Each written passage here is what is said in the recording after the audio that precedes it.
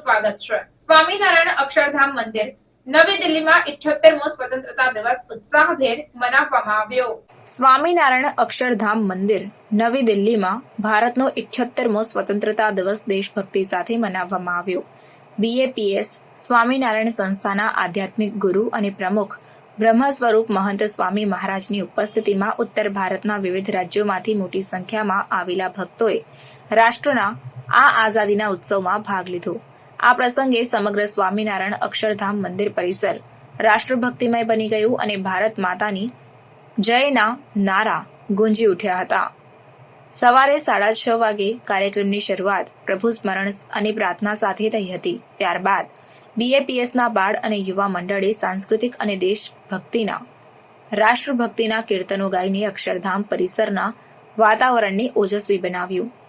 વિશેષ સ્વતંત્રતા દિવસની પરેડમાં સુરક્ષા વિભાગના સ્વયંસેવકો અને પરિસરમાં ફરજ પર રહેલા પોલીસ કર્મીઓએ પણ ભાગ લીધો હતો। બ્રહ્મ સ્વરૂપ મહંત સ્વામી મહારાજે મંદિર પરિસરમાં ભારતીય રાષ્ટ્રીય ધ્વજ લહેરાવ્યો અને દેશની આઝાદી માટે પોતાનું બલિદાન આપનાર સ્વતંત્રતા સેનાનીઓને શ્રદ્ધાંજલિ અર્પણ કરી। ત્યારબાદ રાષ્ટ્રગાન સાથે ધ્વજને સલામી આપવામાં આવી।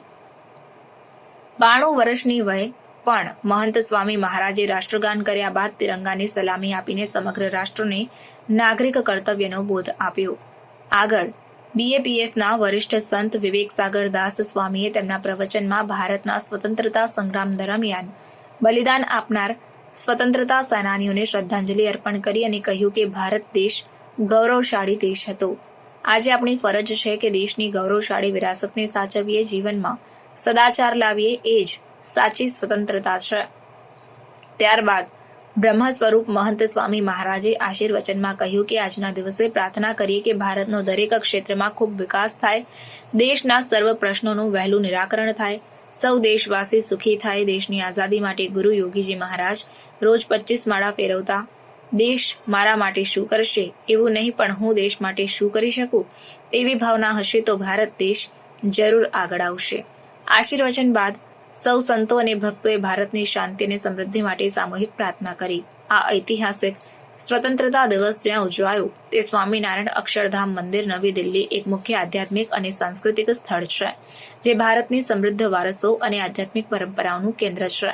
આ માત્ર ઉપાસના સ્થળ જ નથી પરંતુ ભારતની સાંસ્કૃતિક અને આધ્યાત્મિક વૈવિધ્યતાનો ઉત્સવ પણ છે જે વિશ્વભરમાંથી લાખો મુલાકાતીઓને આકર્ષે છે।